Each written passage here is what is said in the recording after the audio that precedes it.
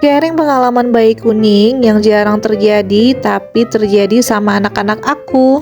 Halo semua, assalamualaikum. Ketemu lagi bersama aku di video keseharian Yogi Family. Video ini udah lumayan lama ya. Ini aku tag di tanggal 15 Februari kemarin di saat ulang tahunnya Hawa. Kemarin itu Hawa ulang tahun yang kedua tahun ya bunda-bunda. Kita ngerayainnya nggak yang gimana-gimana, cuman pergi makan gitu aja ya bunda. Terus kita pesen kue. Nah kuenya ini sesuai requestan yang berulang tahun. Jadi Hawa itu pengen kuenya itu karakter bebek. Karena aku yang nomor 2 ini emang agak beda ya bunda. Kalau dikasih yang princess dia itu nggak mau bun. Dia lebih milih karakter-karakter lucu seperti bebek. Karena dia itu suka banget sama yang namanya binatang-binatang gitu bun. Nah ini dia, kita udah nyampe aja ya bunda di cafe tempat kita makan. Nah sekarang kita mau tiup lilin dulu nih bun. Belum apa-apa, kuenya udah ditoel aja sama yang ulang tahun. Dia itu udah nggak sabaran gitu ya bunda, pengen makan kue. Nah ini kita hidupin dulu lilinnya, terus kita mau nyanyi sedikit bun. Nyanyi selamat ulang tahun untuk Hawa, terus langsung aja buat tiup lilin. Alhamdulillah, Masya Allah, Tabarakallah, Hawa udah 2 tahun aja. Nggak terasa ya bunda, waktu emang cepat berlalu kalau kita udah punya anak. Bener nggak bun? Tepat di hari ulang tahunnya Hawa, aku tuh mulai menyiapi Hawa ya bunda. Dan aku juga udah mulai toilet training di umur 2 tahun ini. Alhamdulillah kalau untuk pipis Hawa itu udah bisa ya bunda. Dan alhamdulillahnya dalam waktu 2-3 minggu Hawa itu udah bisa pipis dan pup itu ke kamar mandi ya bunda. Sekarang di waktu aku edit video ini alhamdulillah Hawa udah lulus toilet training dan sekarang udah nggak pakai pampers lagi bun. Alhamdulillah uang beli pampers sekarang udah bisa buat beli skincare-nya bunda. Hehehe. Lanjut ke video ini. Nah kita mau lanjut buat potong kue bun. Yang potong kuenya itu kakak Arsy, karena kakak Arsy itu suka banget bunda sama kue ulang tahun, potong kue dan yang begini-begini lah ya bunda. Dia itu happy banget. Oh iya, jangan salfok ya bunda yang ulang tahun siapa, tapi yang pakai crown ulang tahun siapa. Jadi tadi waktu aku jemput kue ulang tahunnya Hawa, di sana itu ada nyediain atau ngejual crown gitu ya bunda, mahkota-mahkotaan gini. Dan otomatis aja ini si kakak Arsy yang penyuka princess langsung aja minta dibeliin gitu bun. Karena kakak Arsy ini emang suka banget yang berhubungan sama princess